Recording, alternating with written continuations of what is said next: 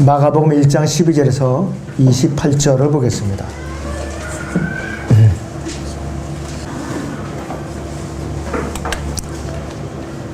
그리고 즉시 성령께서 주를 광야로 내보내시니라. 주께서는 광야에서 40일을 계시면서 사탄에게 시험을 받으셨고 또 들짐승들과 함께 계시니 천사들이 주를 섬기더라. 요한이 감옥에 갇힌 후 예수께서 갈릴리로 오셔서 하나님의 왕국의 복음을 전파하시며 말씀하시기를 그때가 찼고 하나님의 왕국에 가까이 왔도다. 너희는 회개하고 복음을 믿으라 하고 하시니라. 주께서 갈릴리 해변을 걸어 가시다가 시몬과 그 형제 안드레가 바다에 금을 던지는 것을 보셨으니 이는 그들이 어부임이라. 예수께서 그들에게 말씀하시기를 너희는 나를 따라오라. 내가 너희를 사람들의 어부가 되게 하리라고 하시니 그들이 즉시 그물을 버려두고 주를 따라가더라. 주께서 거기서 조금 더 가시다가 세베대의 아들 야고보와 그의 형제 요한을 보셨는데 그들도 배 안에서 그물을 깁고 있더라. 주께서 곧 그들을 부르시자 그들은 자기들의 아버지 세베대의 일꾼들과 함께 배에 남겨둔 채 주를 따라가더라. 그래 그들은 카퍼나움으로 갔으며 주께서는 안식일에 곧장 회당으로 들어가서 가르치시니라. 사람들이 주의 교리에 놀라니 이는 주께서 가르치시는 것이 권위 있는 분 같고 서기관들과 같지 아니하기 때문이더라. 그들이 회당에 더러운 영을 지닌 사람이 있었는데 그가 소리질러 말하기를 우리를 내버려 두소서. 나사렛 예수여, 우리가 당신과 무슨 상관이 있나이까? 당신이 우리를 멸하려고 왔나이까? 나는 당신이 누구신 줄 아나이다. 하나님이 거룩한 분이시니다 라고 하니라. 그때 예수께서 그를 꾸짖어 말씀하시기를 잠잠하고 그에게서 나오라고 하시니 그 더러운 영이 그에게 발작을 일으키고 큰 음성으로 소리 지르며 그에게서 나오더라. 그러자 모두 놀라서 서로 물어 말하기를 어찌 된 일인가? 얼마나 새로운 교리인가? 그가 더러운 영들에게 조차 권위 있게 명령하시니 그들이 그에게 복종하노다라고 하니 즉시 그의 명성이 갈릴리 주위의 온 지역에 두루 퍼지니라. 종의 권세. 자, 우리가 알고 있는 이 종에 대한 개념은 어떤 것인가 했어요. 어떤 사람의 권세 아래서 속박을 당한 채 전혀 자유가 없는 몸으로서 자기 의지와는 전혀 상관없이 일반적으로 명령을 받아서 복종하는 사람으로 생각하는 것이 일반적인 개념이에요. 종의 권세라는 것은. 심지어 그리고 하나님의 종이신 예수 그리스도께서는 하나님의 권세를 위임을 받아서 하나님의 권세를 그들에 행하시고 명령을 내리시는 분이에요. 이것이 바로 하나님의 종이신 예수 그리스도와 세상의 종하고 다른 점이에요. 심지어 마귀들까지도 하나님의 종이신 예수 그리스도의 명령에 순종하신다. 순종하고 두려워서 떨어요. 이 본문에서는 마가가 하나님의 종으로서 예수 그리스도께서 권세를 행사하시는 세 가지 장면을 묘사하고 있어요. 세 가지 장면을. 첫째는 하나님의 종이신 예수님께서는 우리를 위해서 광야에서 시험을 당했어요. 우리를 위해서 광야에서 시험을 당하셨다 이것이요. 본문 마가복음 1장 12절에서 13절을 다시 봅니다. 12절에서 13절에 그가 즉시 일어나 자 여기 다시 12절에 13절을 보죠. 그리고 즉시 성령께서 주를 광야로 내보내시니라 이렇게 말씀을 하고 있습니다. 주께서는 광야에서 40일을 계시면서 사탄에게 시험을 받으셨고 또 들짐승들과 함께 계시니 천사들이 주를 섬기더라 이렇게 말씀을 하고 있습니다. 세상의 종의 신분으로서는요, 사람의 몸을 갖고 종의 신분으로 있는 사람은 제 아무리 뛰어나고 또 힘이 세고 권력이 있고 위대한 종일지라도 천사들이 그 사람을 종으로 천사들이 섬긴 적은 한 번도 없어요. 이 세상에 있는 종들은 오직 멸시와 천대와 굴욕을 당하게 마련이에요. 주인에게 혹사당하게 할 수죠. 또 인격을 모독을 받는 것은 당연한 것이고 개인적인 자유는 보장될 수 없는 것이 이 땅에 있는 사람의 종이에요. 그것이 바로 일반적인 종의 신분이라고 했어요. 마태와 누가는요, 예수님께서 시험을 당하신 일을 완벽하게 묘사하고 있어요. 마태복음 4장이나 누가복음 4장에서 자세하게 이루게 돼 있어요. 그리고 요한은요, 다른 복음서의 저자들과 생략한 사건들을 일일이 자세하게 또 묘사하고 있죠. 근데 마가는요, 예수님께서 광야에서 시험을 받으신 일에 대해서 자세하게 묘사는 안 합니다. 성령께서 예수 그리스도를 광야로 내보내셨다고 여기서 기록을 하고 있어요. 광야로 내보내셨다고 기록하고 있어요. 12절에서 즉시 성령께서 주를 광야로 내보내시니라 했어요. 내보내시니라. 여기서 내보내셨다고 표현되어 있는데 더러운 영을 쫓아내는 것을 묘사하기 위해서 마가가 사용한 특별한 표현인데 그 체험의 강도를 강조하기 위해서 사용한 아주 독특한 표현이에요. 내보내셨다는 것이죠. 주님께서 예수님을 광야로 내보내신 이유는요, 누구를 위해서인가? 어떤 목적을 이루시기 위해서 광야로 내보내신 거예요. 광야로. 자, 히브리서에서 몇 절을 보겠습니다. 히브리서 4장을 봅니다. 이 시대에 누구를 위해서 광야로 내보내셨는가? 히브리서 4장에 15절에서 16절을 보겠습니다. 이는 우리의 대제사장은 우리의 연약함을 동정할 수 없는 분이 아니요 그랬습니다. 모든 점에서 우리와 마찬가지로 시험을 받으셨지만 죄는 없는 분이시기 때문이라. 그러므로 우리가 은혜의 보좌로 담대히 나아가자. 이는 우리가 자비를 얻고 필요한 때에 도우시는 은혜를 발견하기 위함이라 이렇게 말씀을 하고 있어요. 이 시대에 우리를 위해서, 특별히 우리를 위해서 그분이 시험을 받으셨어요. 또 한 군데 봅니다. 히브리서 5장 8절에서 9절을 보죠. 히브리서 5장 8절에서 9절을 보겠습니다. 그가 아들이면서도 고난받은 일들로 순종을 배워서 온전하게 되심으로 자기에게 순종하는 모든 사람에게 영원한 구원의 근원이 되셨고 하나님께는 멜키세덱의 계율에 따른 대제사장으로 칭함을 받습니다. 자기에게 순종하는 모든 사람에게 영원한 구원이 되시려고 광야에 나가서 시험을 받으신 거예요. 그 시험에서 만약에 그분께서 가기 싫다고, 만약에 이런 일은 없겠지만 만약에 거절하셨다, 그럼 우리가 구원을 못 받은 거예요. 우리는 심각한 결과를 초래하게 된 교리적으로 반드시 이 시험을 수행해야 중대한 과부했다 이것이에요. 그 일을 수행하기 위해서 담대하게 사탄에게 시험을 받아 황량한 광야로 나가셨어요. 광야로 나가셨어요. 자, 과연 이러한 짐, 무거운 짐을 지어가지고 누구 이 세상 종에게 나가라면은 자기 몸부터 살이죠. 누가 나가겠어요? 아이고, 나부터 살아야지. 어떻게 광야에서 40일 동안 물 한 모금 마시지 않고 어떻게 40일간은 내가 견디느냐 이거예요. 엄살부터 떨을 거예요. 엄살부터. 그런데 이거를 또 흉내내가지고 많은 사람들이 또 기도원에 가서 40일간 금식 기도를 했다면서 간증을 하면서 돌아다니는, 간증을 하면서 예수님만이 하실 수 있는 일이에요. 사람이 40일간 금식을 했다고 해서 그걸 갖고 자랑하고 돌아다니면 안 되죠. 대부분이 그렇게 간증을 하고 돌아다녀요. 그래서 사실은 뒤로 물을 마시고 그래요. 예수님 물 한 방울 안 마셨어요. 그런데 왜 물을 마시냐 이거예요. 왜? 안 마셔야죠, 물도. 그리고 오직 그랬으면은 예수님의 영광만은 높여야지. 왜 그거를 돌아다니면서 간증을 집회를 하느냐 이것이에요. 자기 자랑에 나오게 돼 있어요. 자기 자랑에.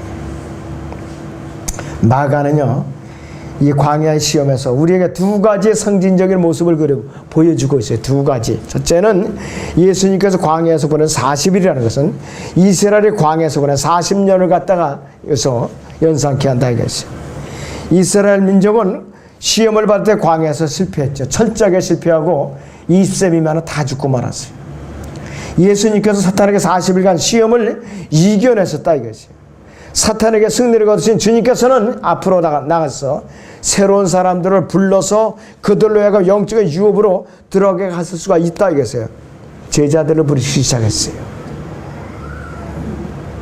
예수라는 이름이 여호수아라는 헬라어로 옮긴 것이 우리는 이 둘 사이에 얼마나 유사성이 있는가 이것이에요.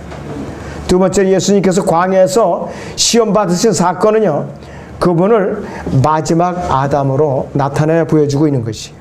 첫째 아담은 완벽한 에덴 동산에서 완벽한 환경에서 시험을 받았지만 실패하고 말았어요. 타락하고 말았다고 했어요. 마지막 하나님 예수님께서는 위험하고 이 황량한 광야에서 사탄에게 시험을 받으셨죠. 승리를 했어요. 아담은 자신의 죄 때문에 온 우주와 피조 세계에 대한 지배권을 잃어버리고 저주와 지옥 심판의 선물을 우리에게 안겨주었어요. 그런데 예수님께서는 그분이 품 안에서 아담의 잃어버린 지배권을 그분을 모든 믿는 사람들에게 회복시켜 주시라고 길을 열어놓으신 분이에요. 회복시켜 주시라고. 예수님께서는 광야에서 별짐승들과 함께 계셨어요. 짐승들이 예수님을 살을 물어 찢거나 삼키거나 그랬어요? 아니잖아. 함께 하고 또 천사들이 그분을 섬겼어요. 세상에 이런 종이 어디 있어요? 아무리 권력이 있고 또 힘이 있는 주인의 종이 이런 그런 권세를 가진 종이 누가 있어요? 인류 역사 이래 없었어요. 예수님만 이런 권세가 있다 이것이. 하나님의 권위를 가시는 하나님 자체이시기 때문에. 자, 그렇기 때문에 천사들도 하나님이 주셔서 그분께 수종들었다 이것이. 또 주님께 광야의 시험에 사탄과 싸우면서 이긴 이 사건은 뭐냐 이것이. 그분은 그래서 앞으로 오셔서 이 땅에 왕국을 세우실 때 이루어질 의와 평강으로 통치하실 것을 미리 보여주신 거예요. 미리. 자, 그렇기 때문에 종은 남에게 권력에 복종하는 의미만 있어요. 그런데 이 종은 특별한 종으로서 권세를 행사하고 하나님의 그 명령을 위임해서 이 땅의 피조 세계를 명령하시고 다스리는 분이에요. 이러한 종이 어디에 있느냐 이것이에요. 우리는 이런 종을 붙들었기 때문에 지금 소망이 있는 사람들이에요. 기왕의 종을 붙들려면은 이런 종을 꽉 붙들고 있어야죠. 엉뚱한 종을 붙들고 있다가 집안 망하는 거예요. 세상에 권력 있는 종을 붙들고 있다가 그 종의 권력이 떨어져 가니까 자기도 떨려나가는 것이에요. 우리는 이런 확실한 종을 붙들었기 때문에 소망이 있어요. 앞으로는 몸에 구속까지 시켜주고 우리를 영원히 썩지 않는 몸으로 새 예루살렘 도성에 데려가시겠다고 약속하신 이러한 종을 붙들어야 되는 거죠. 기왕 붙들려면은. 쓸데없는 종 수천 수만 명 붙들고 있어봤자 소망이 없는 것이에요. 여러분들은 복이 있는 분이에요. 권세 있는 종을 붙들었기 때문에 복이 있는 분들이라 이것이에요. 자, 이 권세 있는 하나님의 종은 담대하게 말씀을 선포하셨어요. 이 말씀이 어떻게 역사하셨는가요? 좀 길지만은 본문을 한번 다시 읽습니다. 14절부터 22절까지 봅니다. 요한이 감옥에 갇힌 후 예수께서 갈릴리로 오셔서 하나님의 왕국의 복음을 전파하시며 말씀하시기를 그 때가 찼고 하나님의 왕국이 가까이 왔도다. 너희는 회개하고 복음을 믿으라고 하시니라. 주께서 갈릴리 해변을 걸어 가시다가 시몬과 그 형제 안드레가 바다에 금을 던지는 것을 보셨으니 이는 그들이 어부임이라. 예수께서 그들에게 말씀하시기를 너희는 나를 따라오라. 내가 너희로 사람들이 어부가 되게 하리라고 하시니 그들이 즉시 그물을 버려두고 주를 따라가더라. 주께서 거기서 조금 더 가시다가 세베대의 아들 야고보와 그 형제 요한을 보셨는데 그들도 배 안에서 그물을 깁고 있더라. 베드로와 안드레는 그물을 던져요. 잡는 사람들이고 야고보와 그 형제는 요한은 그물을 깁고 있었어요. 배 안에서도 역할이 달라요. 주님의 사역이 어떻게 다르게 용도대로 쓰시는가를 여기서 보여주고 있다 이것이.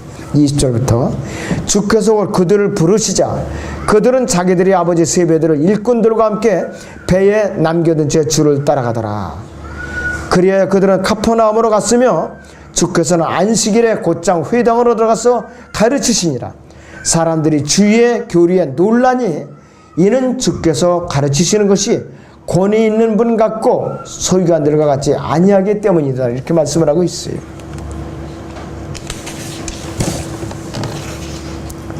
그래서 이 마가복음 1장 21절에서 22절에서는 카퍼나움에서 마귀들을 쫓아내신 장면이 기록되어 있어요. 누가복음 4장 31절 37절에서 또 같은 내용을 기록하고 있습니다. 이 세상에 아담 안에서 타락한 채로 죄인의 신분으로 태어난 어떠한 종도 이런 권세를 가진 종은 없어요. 이런 권세를 가진 마귀들을 쫓아낸 종들은 가짜 종들은 있어요. 굿하듯이 그냥 쿵쾅쿵쾅 뛰면서 부흥에 사람들을 모집해가지고서 입신했다 환상 보았다 하면서 귀신아 물러나라 하면서 그냥 악을 써대면서 안수하면서 그냥 목이 부러질 정도로 그냥 외쳐대지요. 자, 일시적인 현상은 있어요, 분명히. 그러나 영원히 그 쫓겨나느냐? 가짜라 이것이에요. 그리고 마귀들이 쫓겨나서 그 사람이 동시에 구원을 받느냐? 아니라 이것이에요. 별개의 짓을 하고 있으니까 이게 문제예요. 만약에 진짜 표적이라면, 능력이라면 구원도 동시에 받아야죠. 그러면서 왜 구원을 못 받는 것이에요? 분명히 가짜입니다. 현혹되면 절대로 안 되는 것이에요. 이 세상에 육신의 몸을 입고 태어난 누군가가 하나님의 진리를 권세 있게 선포하신 분이 있다면 바로 예수 그리스도라는 그 권세 있는 종밖에 없었어요. 이 세상에 어떠한 종도 하나님의 권세를 위임받은 사람은 한 명도 없었어요. 지금까지 단 한 명도 없었다 이거죠. 서기관들은요 권세를 갖다가 권세에 근거해서 이렇게 표현을 하고 있어요. 영어 킹제임스 성경은 from authorities라고 했지만은 예수님께서는 권위 있게 with authority라고 말씀하셨어요. 마가가 여기에서 예수 그리스도의 공적인 사역에 대해서는 정확하게 기록을 안 해요. 마가는 예수님께서 왜 어떻게 했는가 종으로서의 사역에만 초점을 두고 있어요. 그리고 예수님께서 왜 유대를 떠나서 갈릴리로 가셨는가? 헤롯이 침례 요한을 잡아가지고 사람들을 박해하고 있었어요. 무리하게 거기서 하면은 방해를 받는 것을 피하고자 갈릴리로 장소만 옮겼을 뿐이라 이겼어요. 주님께서 사마리아 여인을 만나서 말씀을 내놓으신 그것이 갈릴리로 옮겨가는 그 길에서 도상에서 대화가 이루어진 것이죠. 요한복음 4장이 바로 그 메시지입니다. 그래서 예수님께서 전하신 이 메시지는 그분의 왕국에서 지켜야 할 왕국 복음이에요. 왕국 헌법에 대해서 전하신 거라 알겠어요. 마태복음 5장에서 7장까지가 법례이고 그 다음에 8장부터는 제자들의 위임을 받아서 10장까지 전하신 것이 대부분의 유대인들은 정치적 혁명으로 연상하는 거예요. 아 이제 왕이 왔다 이제 혁명가가 오셨다 이것이. 그래서 하나님의 왕국이라는 말을 갖다가 정치적 혁명으로 잘못 이해한 것이 예수님께서 의도하신 건 전혀 그것이 아니었다 이것이에요. 로마 집에서 식민지에서 해방시켜주려고 오신 분이 아니에요. 아니라 이것이. 그분의 왕국은 그분의 이 백성들의 삶 속에 임하는 그분의 통치와 관계가 있었어요. 그래서 그분의 왕국은 영적인 왕국이에요. 그래서 그 당시에 백성들은 기대를 했지만 한편으로는 속된 말로 김이 센 거예요.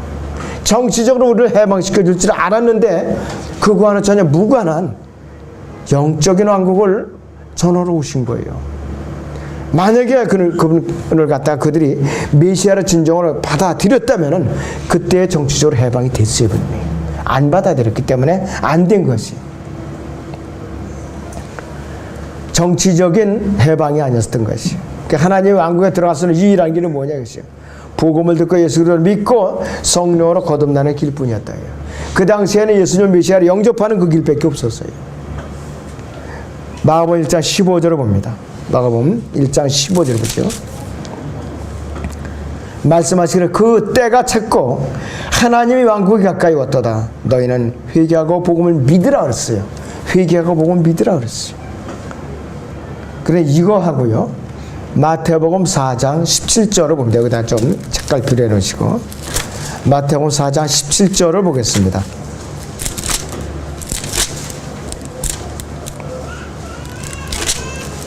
네, 17절을 보시면은 그때부터 예수께서 전파하기 시작하여 말씀하시기를 회개하라 하나님의 왕국이 가까이 왔느니라. 하늘의 왕국이 가까이 왔느니라. 킹덤 오브 헤븐입니다. 하늘의 왕국이 가까이 왔느니라. 지상 천년왕국이. 그 마가복음 1장 15절하고 마태복음 4장 17절에 의미가 완전히 달라요. 위치적으로 완전히 다르다 이것이에요. 하늘의 왕국은, 이 지상 천년 왕국은 예수님께서 예루살렘에 있는 땅에 가져오실 문자적으로 또 물리적으로 눈에 보이는 실제적인 왕국을 말하는 것이에요. 반면에 하나님의 왕국은 영적이고 눈에 보이지 않는 왕국이에요. 도덕적인 의의가 하나님의 아들이신 예수 그리스도를 믿고 개인의 구세주를 믿고 받아들이면은 성령으로 거듭난 구원받은 사람들이 마음속에 들어오는 그 왕국이 바로 하나님의 왕국이에요. 바로 영적인 왕국. 여러분들은 그 왕국을 받아들였어요. 몸 안에 모셔드린 사람들이에요. 그럴 때는 여러분들은 하나님의 성전을 안에 모시고 있는 사람들이라 이것이에요. 자, 그래서 복음의 종류에는 4가지가 있는데 여러 가지를 표현할 수 있지만 간략하게 설명해 드리면, 첫째는 하나님께로부터 와서 우리를 하나님께로 데려가시는 그런 복음이기 때문에 하나님의 복음이라고 불러요. 하나님의 복음. 로마서 1장 1절을 잠깐 보죠. 로마서 1장 1절을 보겠습니다. 자, 여기 봅니다. 로마서 1장 1절에 예수 그리스도의 종 바울은 사도로 부르심을 받아 하나님의 복음을 위하여 성별된 바, 이렇게 강조하고 있지요. 또 베드로전서 4장 17절을 보겠습니다. 베드로전서 4장 17절을 보겠습니다.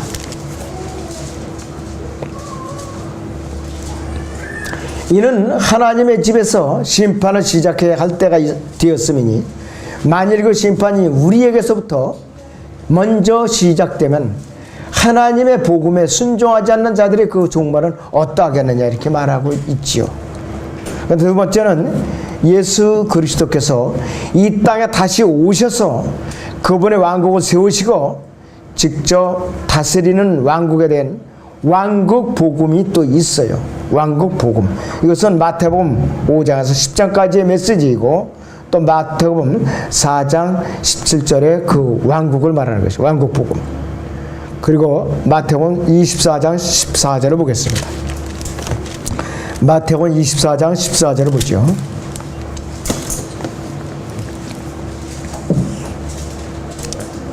이 왕국 복음이 모든 민족에게 증거되기 위하여 그랬어. 온 세상에 전파되리니 그런 후에야 끝이 오리라 그랬습니다. 이 왕국 복음, 대환란 때에 다시 전파될 왕국 복음이라 이것이요. 이것이 사도행전 7장에서 현재 멈춘 상태에 있어요. 사도행전 7장에서 앞으로 대환란 때 다시 전파될 복음이에요. 그 사이에 우리가 끼어 있는 거예요. 교회가. 침례인 요한과 예수님에 의해서 최초로 전파되어서 12제자에 의해서 사도행전 7장까지 전파되다가 이스라엘 민족이 거부했기 때문에 현재 중단된 상태에 있다 이것이. 대환란 후반에 다시 전파될 복음이에요. 세 번째는 예수 그리스도께서 중심이 되시는 복음이에요. 예수님이 주인공이 되시는 복이기 때문에 예수 그리스도의 복음이라고 또 표현을 합니다. 예수 그리스도의 복음. 마가복음 1장 1절을 보시기 바랍니다. 하나님의 아들 예수 그리스도의 복음의 시작이라 이렇게 표현을 하고 있죠. 한 군데 더 보죠. 데살로니가 후서 1장 8절을 보겠습니다. 데살로니가 후서 1장 8절을 보겠습니다.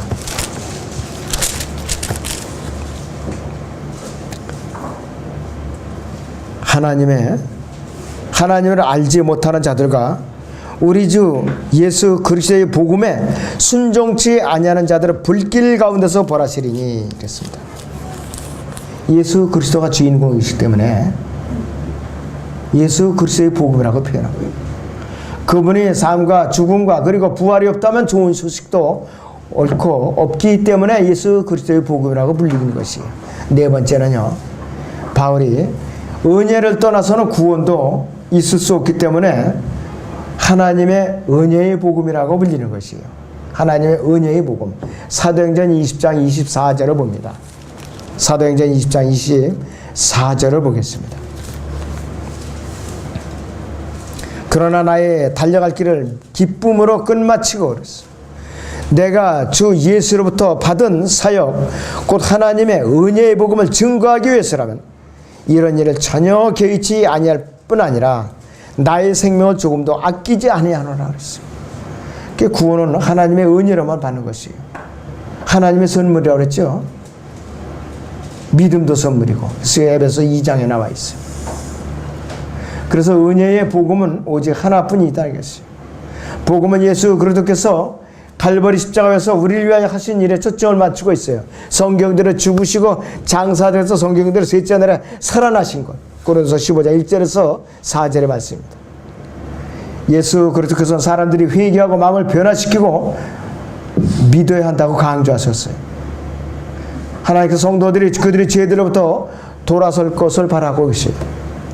회개하는 것만으로 우리가 구원받기에 충분하지 자격이 갖춰질 회개하는 것만으로. 우리는 예수 그리스도의 적극적인 믿음을 가져야 하고 그분의 구원의 확실한 약속을 우리는 붙들어야 되는 것이에요. 믿음이 없는 회개는 후회와 탄식만이 될 수가 있어요. 바로 유다 이스카리ot 같은 그러한 경우가 이렇게 된 것이. 그렇기 때문에 이것은 무거운 죄의 짐만을 짓고 남도 파멸시키는 구렁텅이를 끌고 가는 것이 바로 이러한 회개예요. 아무짝에도 쓸모없는 회개라 이것이. 예수님께서는 권세 있게 말씀을 선포하셨어요. 그렇기 때문에 생업에 목줄이 밥줄이 달린 생업에 종사하는 그 완곡한 그 어부들을 갖다 부르셔갖고 그분을 따라오게 갖고 제자로 삼으실 수 있었다 이것이에요. 권세 있는 능력의 말씀을 전파하신 종이라 이것이에요. 여러분들은 어부들 생명의 그 생업 자체가. 베드로와 안드레는 그물을 던지고 한 번 그물을 던질 때마다 물고기가 오려고 다 돈덩어리 이것이. 그리고 야고보와 요한은 그물을 깃고 있어. 부지런히 그물을 또 끼워야 다음 그물을 또 던진다 이것이요. 세베대는 재력가예요. 배를 갖고는 배 선주예요. 일꾼들을 고용할 정도로 부자라 있었다 이건. 근데 거기에 두 아들이 그물과 아버지를 뒤로 하고 예수님을 따라갔다는 것은 보통 권세 있는 종의 능력의 말씀이 아니에요. 우리가 따라오라 했더니 웃기고 있네.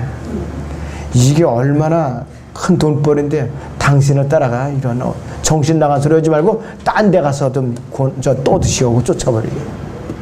그런데 권세 있는 그분의 말씀에는 누구든지 다 꼬꾸라지게 돼 있어요. 그러한 분이에요. 여러분들은 그러한 분은 붙들었기 때문에 소망이 있는 것이에요. 그러한 분을 붙들었기 때문에, 그러한 종을 붙들었기 때문에.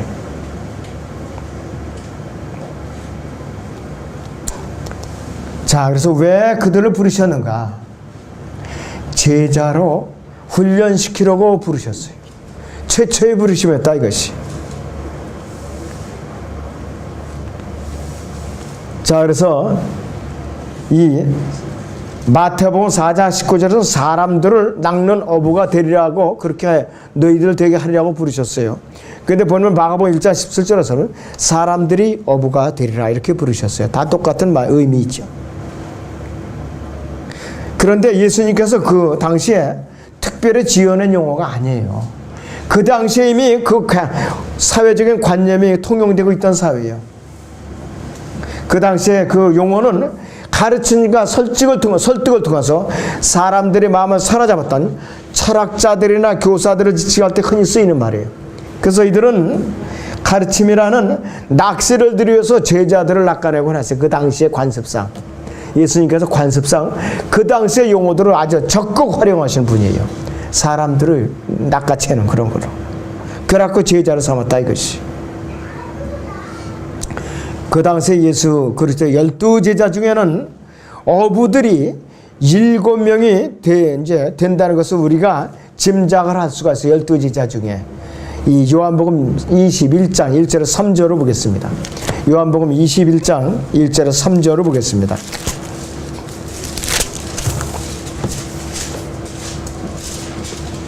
자, 봅니다. 이런 일들 후 예수께서 티베리아 바닷가에서 다시 제자들에게 자신을 보이시니 이런 모양으로 보이시더라. 거기에는 시몬 베드로와 디두모라고 하는 도마와 갈릴리 카나 사람 나다나엘과 세베대의 아들들과 주의 다른 두 제자들도 함께 있었는데 시몬 베드로가 그들에게 말하기를 나는 고기 잡으러 가노라고 하니 그들이 그에게 말하기를 우리도 너와 함께 가겠노라고 하고 나가서 즉시 배에 오르니라. 그들은 그날 밤 아무것도 잡지 못하더라 그랬습니다. 세어보니까 딱 7명이에요. 7명, 12지자 중에. 그리고 이 7명의 직업적인 어부라는 것을 우리가 알 수가 있어요. 얼마나 강직하고 외고지통이고 고집이 센 사람들을 주님께서 한마디에 부르니까 즉시 따랐던 사람들이라겠어요. 자, 제자 중에는요, 능숙한 어부로서 그들이 갖춘 자질과 용기와 협동심과 인내와 정력과 힘과 믿음, 집요한 집중력, 이런 것이 없으면 잃어버린 혼들을 찾아서 구원을 이제 해오는데, 주님 앞으로 이끌어오는데 어렵지요. 이런 아주 기질 있는 사람들이 복음을 또 전할 수 있고 구원 상담을 잘 할 수가 있어요. 또 이제 끈질기게 사람들은 양육을 잘 시킬 수가 있어요. 이런 소유자들이. 근데 이제 뜨뜻미지근한 사람들은 구원 상담도 열매가 없어요. 복음을 전해도 흐리멍텅하다 이것이. 교회 안에 무슨 일을 해도 처음은 시작하는데 끝이 없어요. 흐지부지 중간에 흔적 없이 결과가 없는 사람이라 이것이. 근데 어부들은 시작과 끝이 분명해야 그들은 먹고 사는 사람들이에요. 왜? 일단 배로 타고 갔다 오면 죽은 목숨이에요. 그때부터는. 언제 바다에 물결이 나서 풍랑이 나서 배가 뒤집을지도 모르고, 고기 안 잡히면 굶어야 돼 그날은. 그렇기 때문에 시작과 끝이 분명하고 성격이 강직할 수밖에 없어요. 그 사람들은. 어부의 이런 성격을 닮는 것은 참 좋은 일이에요. 이런 건 여러분 100번 닮아야 돼요. 이런 것은. 자,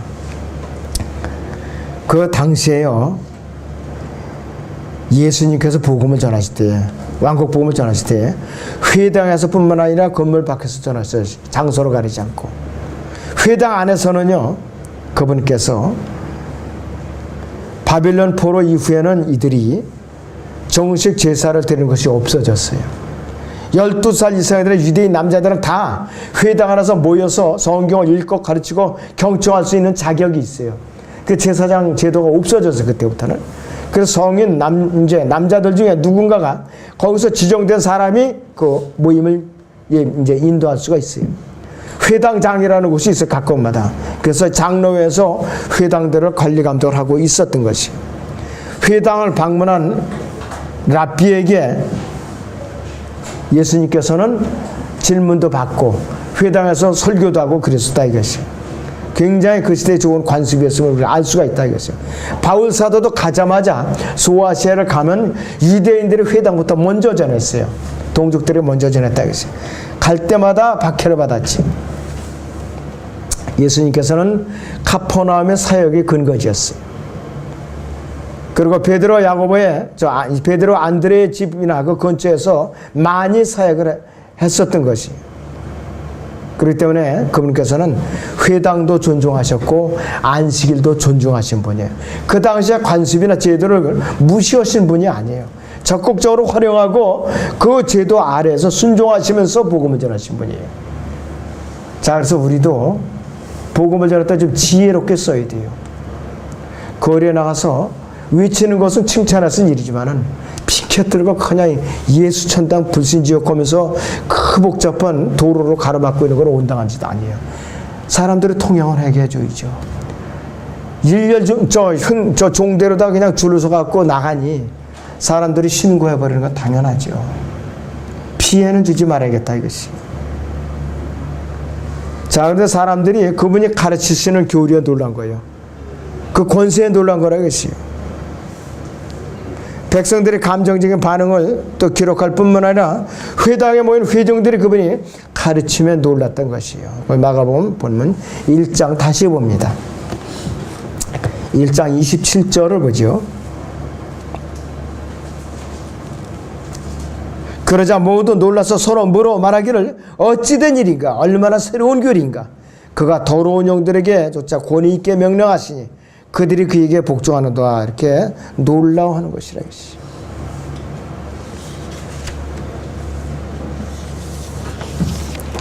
자, 하나님이 어떤 권세를 가지셨는가? 이 종은 더러운 영에게 명령을 내리시니까 더러운 영이 쫓겨났다 이것이. 본문 23절에서 28절을 보겠습니다. 그들이 회당에 더러운 영을 가진 사람이 있었는데 그가 소리질러 말하기를 우리를 내버려 두소서. 나사렛 예수여 우리가 당신과 무슨 상관이 있나이까? 당신이 우리를 멸하려고 왔나이까? 나는 당신이 누구신 줄 아나이다. 하나님의 거룩한 분이시다 라고 하니라. 그때 예수께서 그를 꾸짖어 말씀하시기를 잠잠하고 거기서 나오라고 하시니 그 더러운 영이 그에서 발작을 일으키고 큰 음성으로 소리 지르며 그에게서 나오더라.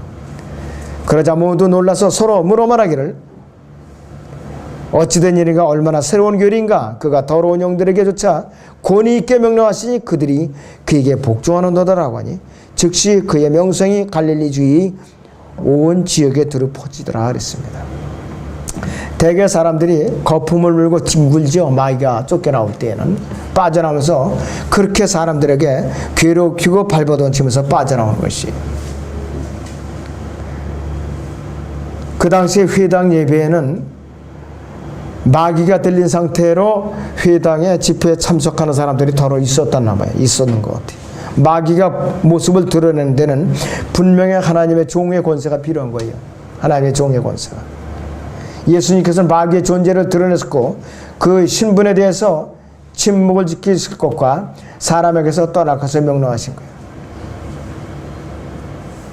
자, 그래서 예수님께서는 담대하게 명령을 하셨어요. 담대하고. 25절 다시 보세요. 그때 예수께서 그를 꾸짖어 말씀하시기를 잠잠하고 그에게서 나오라고 하시니 그랬어요.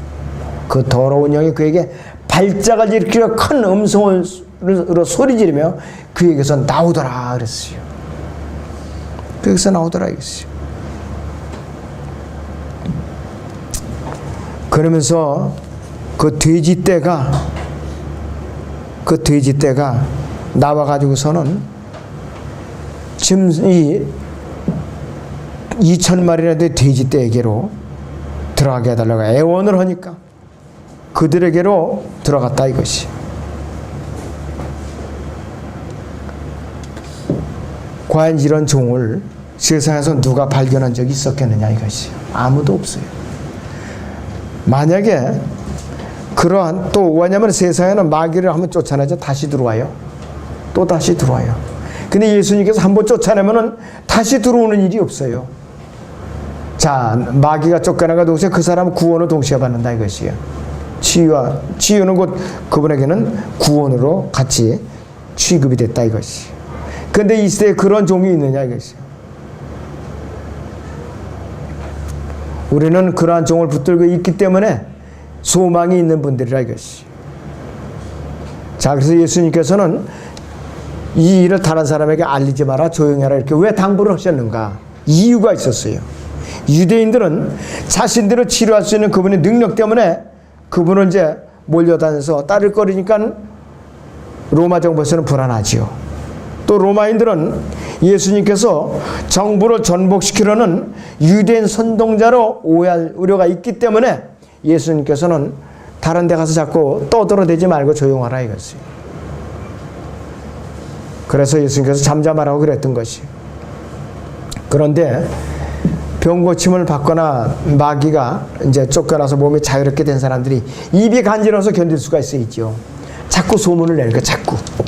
그러다 보니까 예수님께서는 본의 아니게 이제 고난을 자꾸 겪고 어려운 일을 겪게 됐다 이것이. 오늘날 성령으로 거듭난 여러분들이 하나님의 주신 예수 그리스도의 권세와 그분의 은혜의 능력으로 여러분은 영원한 생명을 얻었어요. 분명히 영원한 생명을 얻습니다. 매번 마귀와 싸울 때마다 하나님의 주신 그분의 권세로서 그리고 그분의 이름으로서 승리하고 있는 것에 늘 감사를 드려야 돼요. 그러한 권세 있는 종이 여러분의 몸 안에 성령으로 들어와 계셔요. 거처로 계셔요. 그러니까 우리가 주님의 이름으로 마귀를 대적하면 물러가지요. 그분이 내 안에 성령으로 들어와 계시니까 권세 있는 종이. 그 권세 있는 종이 내 몸 안에 성령으로 들어와 계시지 않는다면은 아무리 악을 쓰고 발악을 해도 마귀가 오히려 와갖고 자식 웃기네. 한방 내려치죠. 정신 차리라고. 너는 내 종로로 돼야 되고 낚아채 끌고 간다 이것이야. 여러분은 권세 있는 종을 몸 안에 성령으로 모시고 있는 성전이에요. 주님께서 오시는 그 순간까지 늘 승리하시기 바랍니다. 기도하겠습니다.